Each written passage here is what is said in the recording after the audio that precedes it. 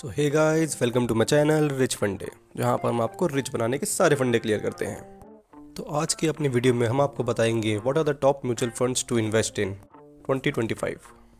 तो दोस्तों, काफ़ी रिसर्च करने के बाद हमने आपके लिए ये इन्फॉर्मेटिव वीडियो बनाई है।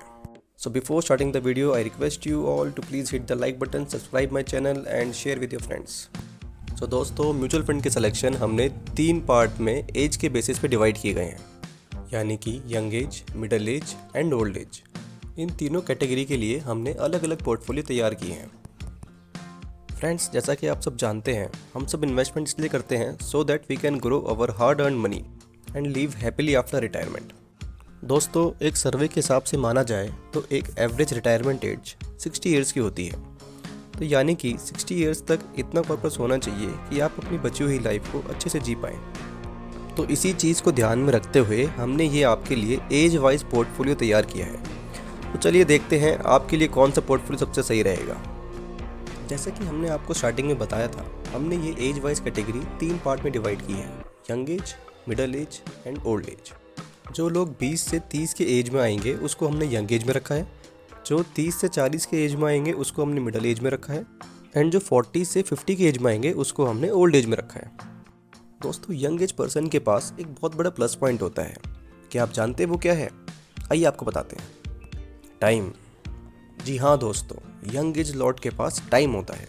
एंड इन्वेस्टमेंट की दुनिया में अगर आपके पास टाइम है तो मतलब you can make more money. दोस्तों, young age person can take more risk, इसलिए इस कैटेगरी में फॉल करने वाले सभी इन्वेस्टर्स को हाई रिस्क हाई रिटर्न्स वाले फंड्स के अंदर इन्वेस्ट करना चाहिए।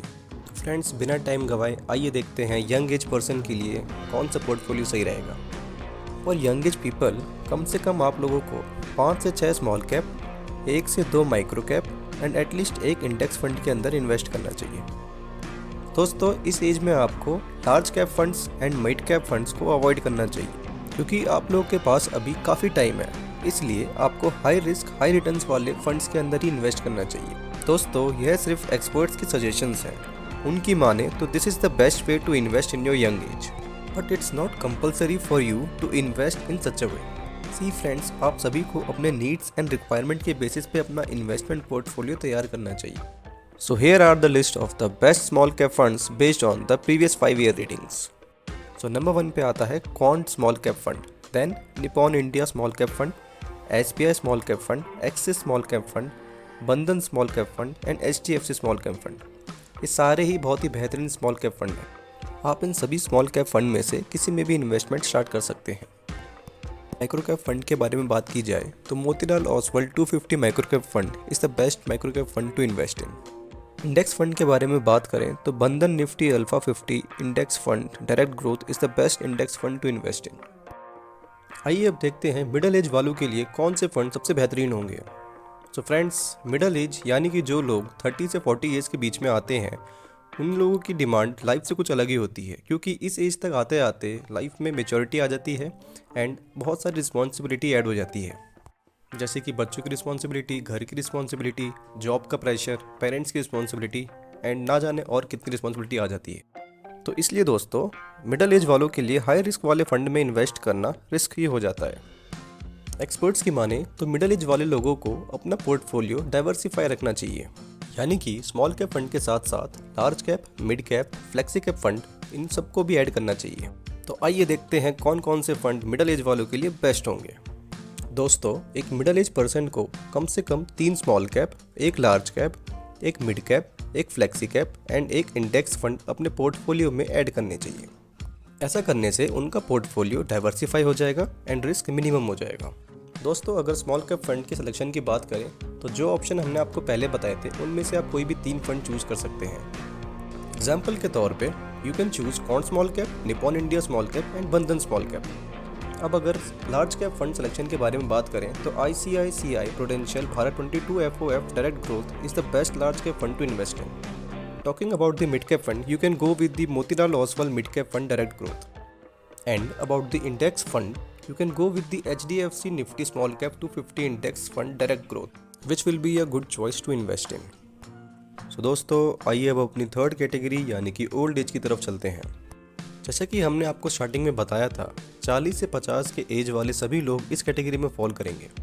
इस एज में आते आते रिस्पॉन्सिबिलिटी और भी ज़्यादा बढ़ जाती है, जैसे कि बच्चों की हायर एजुकेशन की फ़ीस, उनका शादी का टाइम आ जाता है एंड उनका अपना खुद का घर बनाने का खर्चा एंड मैनी मोर। इन सभी लोगों को मिनिमम से मिनिमम रिस्क लेते हुए सिर्फ इन्हीं फंडों में इन्वेस्ट करना चाहिए, जिससे कि वो सेफ साइड में रहते हुए भी अपना पैसा बना पाएँ। तो आइए फ्रेंड्स, देखते हैं कौन से फंड बेस्ट रहेंगे इस कैटेगरी में। एक्सपर्ट्स की माने तो कम से कम आप लोग को अपनी पोर्टफोलियो के अंदर 3 लार्ज कैप, 2 मिड कैप, एक स्मॉल कैप एंड एक फ्लेक्सी कैप फंड रखना चाहिए। ऐसा करने से आपका पोर्टफोलियो डाइवर्सिफाई तो होगा ही, साथ ही साथ मिनिमम रिस्क में रखते हुए भी आप अपने पैसों को अच्छा ग्रो कर पाएंगे। तो friends, top large cap fund to invest in this category will be Motilal Oswal large and mid cap fund direct growth, Quant focus fund direct growth, Nippon India large cap fund. Mid cap की बात करें तो Quant mid cap fund direct growth, Motilal Oswal mid cap fund direct growth will be the good choice to invest in. Talking about the small cap fund, you can go with the Nippon India Small Cap Fund Direct Growth. Last but not the least, Parag Parikh Flexi Cap Fund Direct Growth is the better choice to invest in the Flexi Cap Fund category. दोस्तों, इन सबसे हट के old age category वाले लोगों को कम से कम 1 से 2 डेप्ट fund के अंदर भी इन्वेस्ट करना चाहिए as a emergency fund, so that कभी भी ज़रूरत पड़ने पर आप उस इमरजेंसी फंड को निकाल के यूज़ कर पाएँ। तो फ्रेंड्स, ये थे कुछ best mutual fund for 2025 to invest in. दोस्तों, आप चाहे किसी भी कैटेगरी में आते हो, आप इन फंड्स के अंदर इन्वेस्ट करके अपने पैसों को अच्छा खासा ग्रो कर सकते हो। In last, I request you all to do your own research before investing in any of the mutual fund. And guys, please hit the like button, share the video, and if you are new here, subscribe my channel and comment down your best mutual fund for 2025.